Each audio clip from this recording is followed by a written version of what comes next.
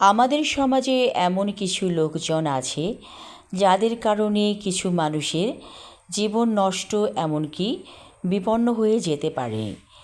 এরা আমাদের আশেপাশেই থাকে, বিশেষ করে গ্রাম সমাজে এই ধরনের মানুষগুলো আছে যারা সবসময় অন্যের পেছনে লেগে থাকতে পছন্দ করে আর একজনের কথা আরেকজনকে যে বলে।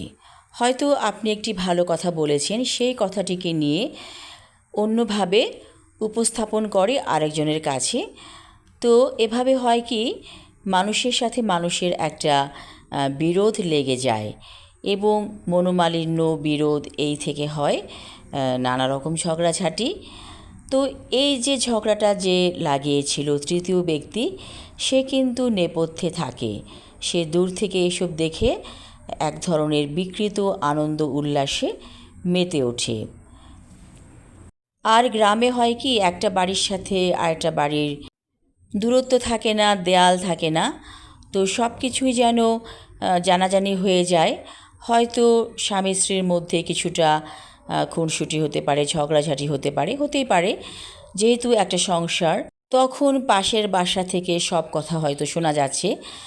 তখন তারা ওই যে স্বামী স্ত্রীর মধ্যে যে ঝগড়াঝাটি হচ্ছে সেইগুলোকে নানা রকম রং চং মেখে আবার আরেকজনের কাছে বলে। এভাবে লোকজন জড়ো হয়ে যায় উঠোনে। তখন দেখা যায় যে ওই সংসারে যারা স্বামী স্ত্রী তারা রীতিমতো ভড়কে যায়, কারণ এমনভাবে তারা সব কিছুকে অন্যরকমভাবে উপস্থাপিত করে যে স্বামী স্ত্রীটি একটা গ্যাঁড়াকলের মধ্যে পড়ে যায়। আর এটি হচ্ছে গ্রামের একটা বড় রকমের সমস্যা। কোনো প্রাইভেসি নেই, কিছু নেই, সব কথা সবাই জানছে। তো যাই হোক, আমাদের এই গ্রাম সমাজ তো আমরা বাদ দিতে পারবো না, এদের সাথে আমাদেরকে থাকতে হবে। এবং এদের মধ্যে আবার এমনও আছে যে দল করে।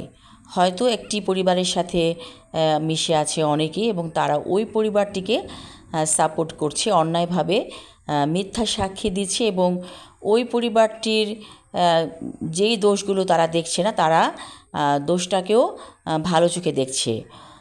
আর যাকে তারা তিরস্কার করতে চায় এবং লাঞ্ছিত করতে চায়, সবগুলো একসাথে মানুষ এসে ওই মানুষটিকে বিদ্রূপ করতে থাকে এবং মিথ্যা সাক্ষী দিতে থাকে। এতে হয় কি, সেই মিথ্যাটা একদিন সত্য হয়ে যায়। এই হচ্ছে গ্রামের কিছু মানুষের চরিত্র। আবার আছে কিছু মানুষ, তারা হচ্ছে তাবিজ কবজ পার্টি। ওরাও দল বেঁধে চলে, বিশেষ করে কিছু মহিলা এইসব তাবিজ কবজের সাথে খুব জড়িত থাকে।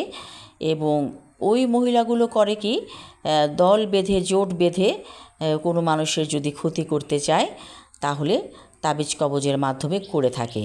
এবং সংসার ভাঙা থেকে শুরু করে শ্বশুর শাশুড়ির সাথে ঝগড়া লাগিয়ে দেয়া, তারপর স্বামী স্ত্রীর মধ্যে বিচ্ছেদের তাবিজ দেয়া, এইগুলো এরা করে থাকে এবং দল বেঁধে করে এই কাজগুলো। এবং যখন তারা দেখে যে একটা সংসার ভেঙে গেছে তাদের তাবিজ কবজের মাধ্যমে, তখন তারা বিকৃত আনন্দে উল্লাসে মেতে ওঠে। এই ধরনের আছে, সব গ্রামেই কিন্তু এরকম না, কিন্তু কিছু কিছু গ্রামে এই চিত্রগুলো আমরা দেখতে পাই। লোকে বলে গ্রামের মানুষ সহজ সরল, আসলে কিন্তু কথাটা একেবারেই উল্টো। কারণ গ্রামের মানুষ অনেক জটিল। তারা শহুরে মানুষের মতো অতটা কর্মজীবী নয়। কৃষি প্রধান সমাজ বেশিরভাগ ক্ষেত্রে আমরা গ্রামে দেখি। তারপরেও আছে অন্যান্য কাজ এখন গ্রামের মানুষরা করছে, তারপরেও তাদের মধ্যে অনেক অবসর টাইম আছে। তো বেশিরভাগ ক্ষেত্রে দেখা যায় যে ছোটো ছোটো চায়ের দোকানগুলো, যেগুলো টং দোকান, সেখানে বসে বসে তারা এই যে মানুষের গীবত করতে থাকে। গীবত হচ্ছে মৃত ভাইয়ের মাংস খাওয়ার মতো। তো আপনি কি মৃত ভাইয়ের মাংস খেতে পারবেন? তো এই যে উপমাটা দেওয়া হয়েছে যে গীবত হচ্ছে মৃত ভাইয়ের মাংস খাওয়ার মতো। কিন্তু গ্রামের মানুষ এই কথাগুলো বুঝতে পারছে না। তারা মানুষের পেছনে লেগে থাকবে, এটাই যেন তাদের প্রধান কাজ। যাই হোক, আর একটি ব্যাপার যেটি খুবই কষ্টদায়ক, যে তাবিজ কবজের যে ব্যাপারটা, এগুলো গ্রামে বেশিরভাগ দেখা যায় এবং এই কাজে তারা দক্ষ এবং পারদর্শী। বেশিরভাগ গ্রামে দেখা যায় যে কোনো পাগল ঘুরে বেড়াচ্ছে। অনেক গ্রামেই দেখা যায় যে পাগলরা অর্ধ উলঙ্গ হয়ে ঘুরে বেড়াচ্ছে, এবং সে যে পাগল হয়েছে, কেন পাগল হয়েছে, তাকে এমনভাবেই তাবিজ করা হয়েছে যে সে পাগল হয়ে গেছে। এই যে মানুষের উপর মানুষের জুলুম, অত্যাচার, এগুলো আমরা গ্রাম সমাজে দেখে থাকি, এবং এত গোপনে, এত নীরবে দল বেঁধে তারা কাজগুলো করে যে কেউ জানতেও পারে না, এবং তাদের দলের মধ্যে একটা প্রচণ্ড শক্তি আছে এবং প্রচণ্ডভাবে তাদের একটা কমিটমেন্ট আছে যে তারা এই কথা কাউকে বলবে না, এবং মুখ বন্ধ করে রাখে এবং এই কাজগুলো করে থাকে। আর যারা দলবদ্ধ নয়, তারাও, যারা একলা করছে কাজটি, সেও এ ধরনের কাজ করে থাকে গোপনে, মানুষের চোখের আড়ালে। তো এগুলো হচ্ছে এক ধরনের অ্যাটেম্পট টু মার্ডার এর মতো অপরাধ, কারণ একটি মানুষকে খুন করতে গিয়েছে রীতিমতো।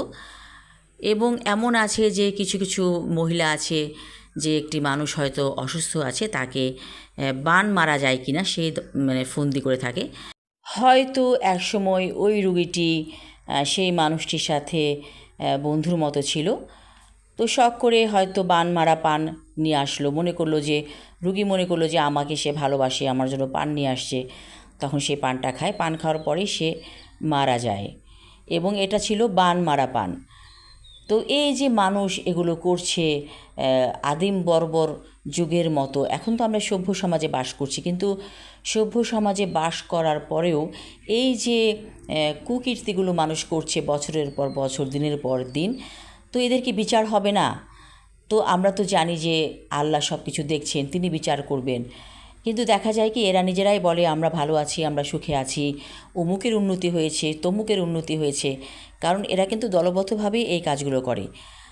এবং তারা যখন ভাবছে যে আমরা ভালো আছি এবং তারা অন্যায়গুলো আরও বেশি বেশি করছে, তারা দেখছে যে পাপ করে তারা ভালো আছে, সেই পাপটাকেই তারা পুণ্য কাজ মনে করছে। তো এই ধরনের মানুষদের কবে বিচার হবে? কবে তারা বুঝতে পারবে যে তাদের পাপ হচ্ছে? কারণ তারা এই কাজগুলো করার পরে আনন্দে উল্লাসে মেতে ওঠে, এবং তারা বলে যে আমরা খুব ভালো আছি, খুব ভালো আছি, এবং আরও বেশি বেশি করে অন্যায় এবং পাপাচার তারা করতে থাকে। কিন্তু দুনিয়ার চাকচিক্য কিন্তু আপনাকে দিয়েছে আল্লাহ, ঠিক আছে, আপনি চাকচিক্য পেয়েছেন, অর্থ প্রাচুর্য পেয়েছেন, কিন্তু বিচার আপনার হবে। এই যে দুনিয়া, এটা হচ্ছে 2 দিনের, এরপরে কিন্তু আমাদের মৃত্যু আছে, মৃত্যুর পরে আমাদের জবাবদিহিতা আছে। আল্লাহ তো নিজেই বলেছেন যে আমি বান্দাকে পরীক্ষা করি। আপনি কিন্তু পরীক্ষা দিচ্ছেন, অন্যায় করছেন, পাপ করছেন, আপনি বাহাদুরি করছেন, কিন্তু আপনার পরীক্ষা এবং পরীক্ষার ফল মৃত্যুর পরে আপনি পাবেন। যখন আপনি জাহান্নামের আগুনে ঝলসাবেন, তখন কিন্তু আপনি 1000 বার বলেও মুক্তি পাবেন না। তো পরকালকে ভয় করুন, জাহান্নামের আগুনকে ভয় করুন, এই ধরনের পাপাচার থেকে বিরত থাকুন, কারণ একটি মানুষের জীবন ধ্বংস করে দেওয়ার মতো পাপ আর কিছু হতে পারে না। সবাই ভালো থাকুন, সুস্থ থাকুন, এই শুভকামনা করছি। ধন্যবাদ।